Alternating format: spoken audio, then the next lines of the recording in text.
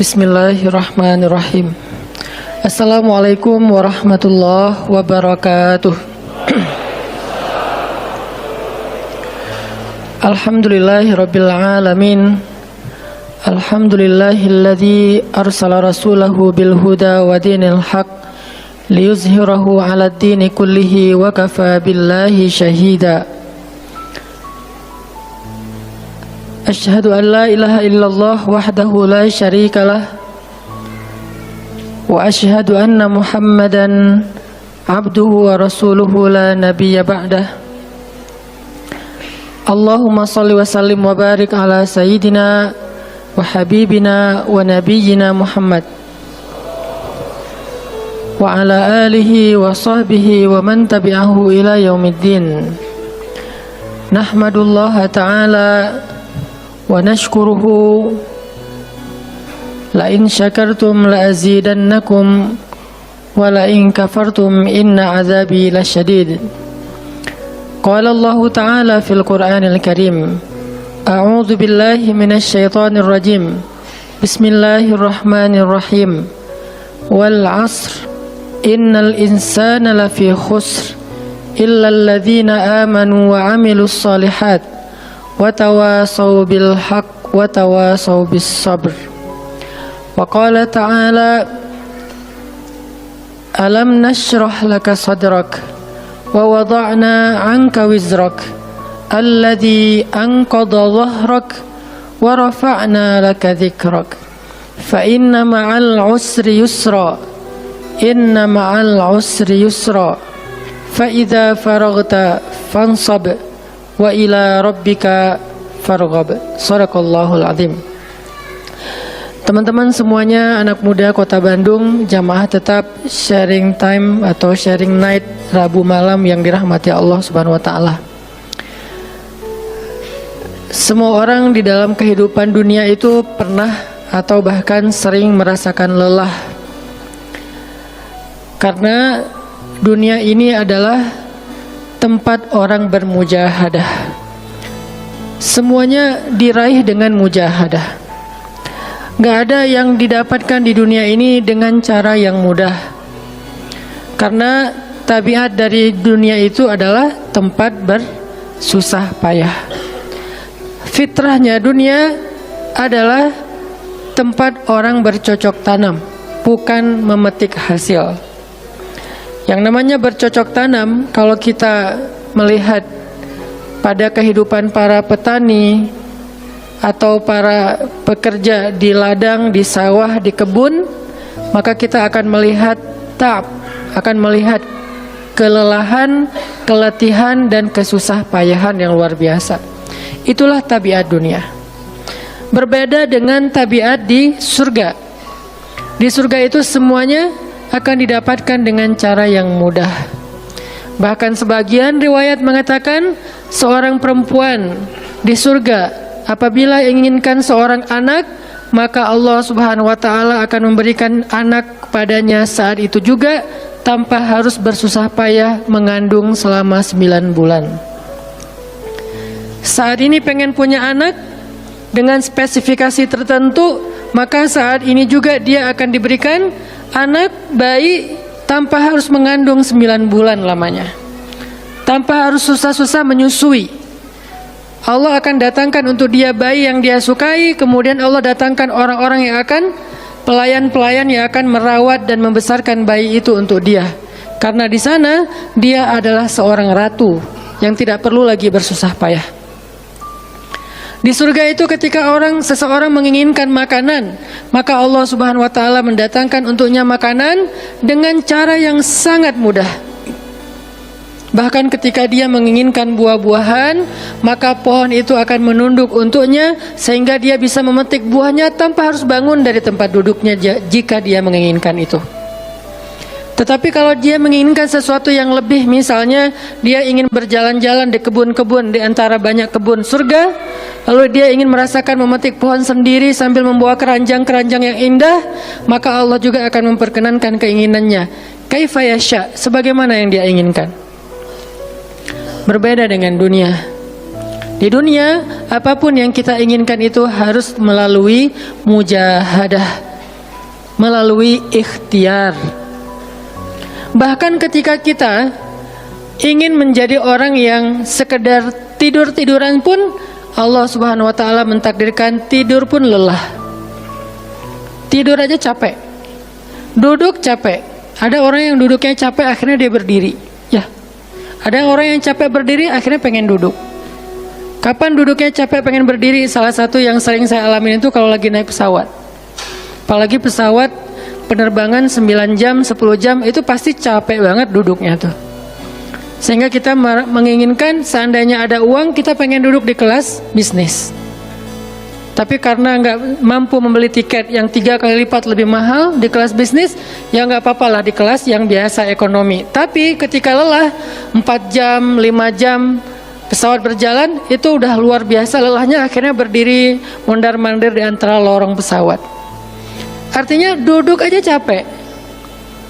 Nggak ngapa-ngapain, suruh duduk doang. Nggak seperti orang dulu yang berangkat haji atau umroh, naik kapal, lewat darat, pas sampai di laut naik kapal dengan ontanya, dengan kudanya. Orang dulu mencari ilmu itu dengan mujahadah yang luar biasa, dengan naik onta berminggu-minggu. Ini naik pesawat cuman 9 jam, capek. Yang nggak ada guncangan, biasanya guncangannya cuman pas di awal sama pas mau landing doang. Di atas udah jarang ada guncangan karena dengan ketinggian tertentu dan pesawatnya besar. Tapi itu juga capek. Naik kereta coba, dari Jawa ke Bandung misalnya, sebutlah dari Semarang, dari Malang, dari Surabaya, naik kereta 10 jam. Itu aja capek. Nggak usah jauh-jauh, Bandung Jakarta aja 3 jam setengah, itu pun capek. Atau kita naik mobil, nggak perlu nyetir, pakai online, duduk aja di belakang atau di sebelahnya si driver. Perjalanan setengah jam dari tempat kerja kita ke rumah, atau dari rumah ke tempat kerja, ke kampus, ke sekolah gitu. Itu aja capek. Artinya dunia itu emang kayak gitu tabiatnya teman-teman. Tabiat dari dunia itu adalah lelah. Sehingga kalau ada orang yang menghindari capek dengan tidak ngapa-ngapain, itu hal yang agak klise dan naif. Bagaimana dia bisa menghindari lelah? Bagaimana dia bisa menghindari ta'ab? Bagaimana dia bisa menghindari bosan? Bagaimana dia bisa menghindari dalam keadaan susah payah? Sedangkan dia masih berada di sebuah tempat, bumi, dunia yang tabiatnya memang tempat bersusah payah dan lelah. Satu-satunya cara menghindari lelah yang tidak perlu lagi bersusah payah itu hanyalah masuk surga. Tetapi kan itu tidak terjadi sekarang. Kita harus meninggal dulu dan kita belum mau. Ada yang mau meninggal masuk surga sekarang? Kalau dijamin sih insya Allah ya. Masalahnya nggak ada jaminan. Kalau para sahabat enak, mereka dapat jaminan. Surga Bilal, sebelum Bilal meninggal, Rasulullah udah bilang, bima sabaktani ilal jannah ya Bilal. Dengan apa kamu mendahului aku ke surga wahai Bilal? Dengan wudu dan sholat syukur wudu. Begitu juga nanti ada sahabat lain yang dijamin masuk surga bighairi hisab wala azab. Salah satunya adalah Ukasyah. Kalau kita tidak ada jaminan apapun di akhirat kecuali berikhtiar dan bermujahadah untuk bisa mendapatkan kebaikan sebanyak mungkin di sisi Allah. Sehingga alangkah naifnya seseorang yang menghindar dari ta'ab wal ham wal gham. Dia berusaha menghindar dari lelah, menghindar dari susah payahnya kehidupan, menghindar dari beban-beban hidup. Itu nggak bisa dilakukan karena kita masih berada di dunia. Yang perlu kita sekarang coba pilih adalah kita mau lelah untuk hal yang sia-sia? Apakah kita mau lelah untuk hanya bersenda gurau? Apakah kita mau lelah hanya untuk hal yang tidak ngapa-ngapain? Atau justru lelah kita itu untuk sesuatu yang mudah-mudahan beribadah kepada Allah? Makanya disebut dengan lelahnya menjadi lillah. Karena dua-duanya lelah. Ada orang yang pergi ke masjid lelah, capek pergi ke masjid. Tapi ada juga orang yang berbuat dosa, itu juga lelah. Memangnya kalau kita beribadah lelah terus berbuat dosa nggak lelah? Banyak orang yang berbuat dosa lelah dan kita pernah merasakan kehidupan seperti itu. Sehari, 2 hari, sebulan, setahun, 2 tahun, sampai kita benar-benar merasakan lelah banget dengan dosa. Di malam hari berbuat dosa, lelah, akhirnya tidur sepanjang siang.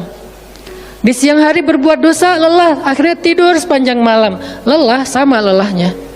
Antara orang yang beribadah dengan orang yang bermaksiat itu sama lelahnya. Bedanya apa? Yang satu, lelahnya akan diganjar, dibalas oleh Allah dengan kebaikan dunia dan akhirat. Yang satu lagi, lelahnya hanya akan disudahi dengan penyesalan. Sama-sama lelah. Bedanya, lelah yang pertama mungkin baru dirasakan hasilnya setelah itu. Lelah yang kedua seolah-olah bisa langsung dirasakan kesenangannya, tetapi kesudahannya adalah penyesalan. Makanya pada malam ini kita ingin merenungkan beberapa nasihat baik dari Al-Quran maupun hadis tentang bagaimana kita menjadi orang yang setiap hari tetap lelah, tetap banyak beban, tetapi beban itu mudah-mudahan menjadikan kita mendapatkan banyak kebaikan di sisi Allah. Makanya Nabi SAW bersabda dalam hadis riwayat Bukhari dan Muslim, "An-nasu ka'ibil mi'ah, la takadu tajidu fiha rahilatan." Manusia itu seperti 100 ekor onta. Manusia ka'ibil mi'ah, seperti 100 ekor onta. Yang harganya murah 50 juta, yang hidupnya untuk disembelih pada akhirnya nahar, disembelih. Onta itu kan kalau disembelih sambil dia berdiri ya. Kalau ayam, bebek disembelih sambil dipegangin atau diangkat. Kalau kambing dan sapi dibaringkan. Kalau onta disembelih itu sambil diberdirikan. Dia berdiri langsung disembelih. Itu onta. Artinya manusia ka'ibil mi'ah. Nabi itu menggambarkan onta karena onta ini punya banyak macam. Mungkin di Arab nggak ada ayam yang bermacam-macam, akhirnya pakai bahasanya onta. Kalau di kita mungkin ada ayam potong, ada ayam kampung dan segala macam, ada ayam jago. Kalau bebek ada mentok, ada bebek yang biasa, macam-macam kan. Di Arab mungkin nggak terlalu banyak variannya dan nggak terlalu akrab dengan kehidupan sehari-hari mereka. Yang akrab itu kambing, kuda, keledai, onta. Akhirnya Nabi mengatakan an-nasu ka'ibil mi'ah. Nabi seolah-olah mengambil sebuah perumpamaan, dan perumpamaan ini bisa kita ganti dengan culture yang berbeda di setiap negara. Tetapi perumpamaan yang paling baik itu adalah onta. An-nasu ka'ibil mi'ah. Manusia itu seperti 100 ekor onta ibil, onta potong, yang hidupnya hanya untuk disembelih oleh tuannya, kemudian dagingnya dimakan atau dijual. Kenapa bisa begitu murahnya? Cuma 50 juta, 40 juta dan berakhir dengan disembelih? Karena onta ini hidupnya tidak istimewa. Dia hidup hanya untuk makan, minum, tidur dan berkembang biak. Cuma itu misi dari kehidupan dia. Makan, minum, tidur, berkembang biak. Udah itu doang. Setiap hari kerjanya makan aja. Lihat hewan ternak ngapain? Merumput aja setiap hari. Nggak ada hewan ternak yang tiba-tiba dia lagi ngapain? Lagi sholat. Nggak ada. Hewan ternak misalnya lagi ngebantuin tetangga. Nggak ada. Hewan ternak lagi menjenguk yang sakit. Nggak ada. Hewan ternak yang lagi menyelesaikan hajat saudaranya. Hewan ternak yang lagi dengerin curhat. Nggak ada. Kenapa? Karena tugas misi kehidupan mereka itu cuma diciptakan untuk makan, minum, tidur, berkembang biak. Udah. Ini namanya kalau diantara onta namanya ibil. Yang hidupnya itu sesederhana itu. Nggak ada yang rumit, nggak ada yang terlalu berlebihan. Dan an-nasu, manusia secara umum mirip dengan ibil. An-nasu ka'ibili mi'ah. Jadi kalau kita bandingkan dari 100 orang itu hampir semuanya seperti ibil. Misi hidupnya itu hanya untuk dirinya. Gimana caranya biar bisa makan, gimana caranya biar bisa istirahat dengan nyenyak, tidur, gimana caranya biar punya keluarga, berkembang biak, punya keturunan, dan kemudian dengan keluarganya dia punya family time, kapan liburan, makan di rumah, jalan, segala macam. Cuman itu misi dari kehidupannya. Sehingga Nabi menyebut mereka yang misi kehidupannya hanya dirinya dan keluarganya, kaibili mi'ah, seperti 100 ekor onta. Kurang istimewa. Orang yang hidupnya hanya untuk dirinya dan keluarganya itu kurang istimewa, sehingga disebut dengan ibili mi'ah, 100 ekor onta. Tapi nggak hina, tidak rendah, tidak mungkin melenceng, sesat segala macam, enggak. Dia tetap tidak haram, tidak najis. Nabi tidak mengumpamakan manusia seperti seekor anjing, seperti seekor babi, enggak. Karena itu najis, haram dan seterusnya. Onta, makhluk yang hewan yang baik, cuman tidak istimewa. Di sini tidak ada judgement. Nabi itu orang yang nggak suka menjudge. Nabi nggak mengatakan manusia ini semuanya misalnya dengan kalimat celaan, keledai, enggak. Manusia ini misalnya hewan yang najis, enggak. Nabi mengatakan an-nasu kaibilimiyah, manusia itu seperti 100 ekor onta. La takadu tajidu fiha rahilatan. Hampir-hampir di dalam 100 ekor onta itu kamu enggak mendapati satu pun onta yang dikenal dengan nama rahilatan. Rahilah itu dari kata rihlah. Rihlah itu udah jadi bahasa Indonesia, rihlah. Kemudian di Inggris-Inggriskan jadi traveling, trip, segala macam. Rahilah dari kata rihlah. Apa itu rahilah? Onta yang bertugas untuk membawa beban tuannya dalam perjalanan panjang, baik itu berdagang maupun berperang.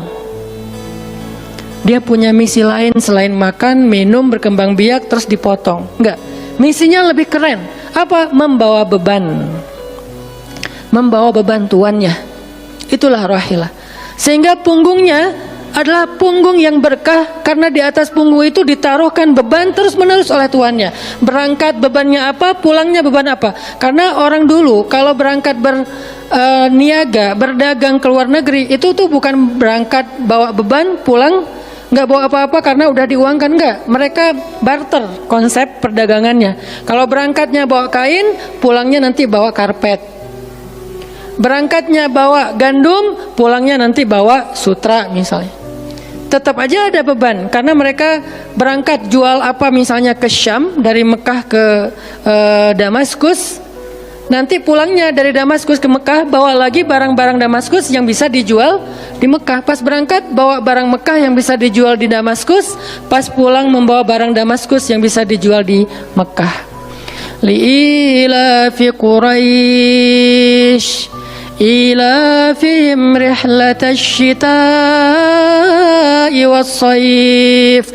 Rihlah syita'i was-saif. Mereka melakukan rihlah pada musim dingin dan musim panas. Itulah ilafu Quraisy, kebiasaan orang-orang Quraisy. Ilafu Quraisy, kebiasaan tradisi orang Quraisy. Apa tradisinya? Berdagang di musim dingin dan di musim panas. Barang dagangannya beda-beda. Kalau musim dingin yang dibawa itu bahan-bahan jaket, bahan-bahan untuk menghangatkan tubuh, bahan-bahan yang kalaupun dia bawa makanan yang biasa dimakan di musim dingin yang menghangatkan tubuh. Kayak misalnya jenis bubur di Arab itu ada namanya adas. Dan itu disebutkan di dalam Al-Quran, di Al-Baqarah. Wa adasiha wa basaliha, ada adas, ada bawang. Adas itu salah satu makanan kesukaan orang Arab di musim dingin. Karena kalau makan adas kayak bubur gitu, dia badannya menjadi hangat. Jadi kayak menghangatkan tubuh gitu. Artinya syita'i was-saif, di musim dingin dan di musim panas, dua-duanya ada barang yang didagangkan, dan itu adalah ilafu Quraisy, kebiasaan tradisi orang-orang Quraisy. Rihlah. Siapa yang akan dibawa rihlah? Apa yang akan membawa barang dagangan mereka ketika rihlah? Namanya onta rahilah. Onta yang mengangkut beban barang tuannya. Rahilatan. Sehingga onta ini adalah onta yang lebih kuat fisiknya. Onta ini onta yang lebih tangguh perjalanan walaupun mengalami badai. Onta ini onta yang lebih kuat ingatannya sehingga dia menghafal jalan yang dilaluinya. Walaupun terjadi badai dia nggak tersesat. Jarang onta rahilah tersesat. Biasanya yang tersesat itu ibil. Ibil kalau ditaruh di tengah padang pasir, terjadi badai, terus bekas jalannya ketutup dengan pasir, dia bingung. Itu ibil. Sehingga kalau kita baca cerita-cerita tentang orang yang tersesat di padang pasir, rata-rata istilahnya kalau nggak jamal ya ibil. Kalaupun ada onta rahil yang tersesat, berarti badainya parah banget. Kalau ada hadis onta rohilah tersesat, berarti badainya parah banget. Artinya rohilah ini ingatannya kuat. Dia kalau lewat satu jalan, setahun kemudian lewat lagi dia masih hafal. Itu rohilatan. Dalam teknologi sekarang kita nyebutnya dengan map. Ada banyak platform aplikasi map digital yang membuat kita bisa menghafal jalan. Dan diupdate terus, jalan ini sekarang macet segala macam. Rohilatan punya kemampuan membaca jalan walaupun mungkin berbeda dengan teknologi sekarang. Itu namanya rohilatan. Ini kata Nabi, la takadu tajidu fiha rohilatan. Manusia itu seperti 100 ekor onta, dan di antara 100 ekor onta itu atau 100 orang itu hampir kamu tidak mendapati satupun yang bernama rohilatan, yang mampu mengangkat beban lebih. Sehingga di sini Nabi SAW seolah-olah mengajarkan kita, memotivasi kita agar belajar menjadi rohilah. Manusia itu baru istimewa kalau dia menjadi rohilah, kalau dia mengangkut banyak beban, kalau dia menjadi orang yang paling banyak bermanfaat untuk orang lain. Makanya muncullah hadis, khairun nas anfa'uhum linnas, inna ahabban nasi ilallah anfa'uhum linnas. Dua riwayat hadis yang berbeda. Sebaik-baik manusia, kalau dalam analogi yang pertama, sebaik-baik onta adalah rohilatan. Bukan ibil, bukan nakoh, bukan jamal. Sebaik-baik onta rohilatan. Kenapa kok rohilatan? Karena dia yang paling bermanfaat. Soalnya dia yang paling banyak mengangkut beban. Sehingga dengan analogi tentang onta rohilah, kita menerjemahkan hadis khairun nas, sebaik-baik manusia, dengan istilah khair. Arti khair itu memberi lebih, arti khair itu bermanfaat. Khairun nas anfa'uhum linnas, sebaik-baik manusia yang paling bermanfaat untuk orang lain.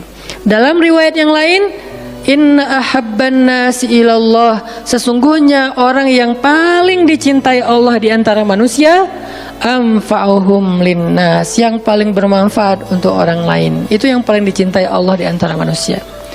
Muncul lagi hadis yang mirip, inna ahabbal a'mali ilallah sururun tudkhiluhu ala qalbi muslim, sesungguhnya perbuatan, amal soleh, aktivitas, pekerjaan yang paling disukai Allah di antara yang kita lakukan dalam kehidupan sehari-hari adalah membahagiakan hati orang lain. Ini semuanya hadis-hadis yang memiliki makna yang sama, yaitu menjadi pengangkut beban. Lelah Ustadz, lelah. Nggak ngangkut beban, lelah juga. Ngangkut beban, lelah juga. Cuman bedanya, orang yang lelah tanpa mengangkut beban, hidupnya penuh dengan keluh kesah, tidak ada yang menghargai, tidak dimuliakan, akhirnya dia ngeluh. Ada kan banyak orang yang ngeluh karena merasa dirinya nggak dihargai orang lain. Tetap aja ngeluh. Ada juga yang ngeluh karena terlalu banyak beban. Padahal dua-duanya sama-sama ngeluh, kenapa nggak memilih yang lebih baik? Memangnya kalau kita nggak ngangkut beban, kita nggak akan berkeluh kesah? Ngeluh. Ngeluhnya mungkin bukan capek, ngeluhnya nggak ada yang hargai. Dan itu udah sunnatullah. Kalau kita pengen dihargai, pengen dimuliakan, kita harus menjadi orang yang paling rohilah, yang paling banyak ngangkut beban. Nggak bisa kita jadi ibil tapi pengen diperlakukan seperti rohilah, itu nggak bisa.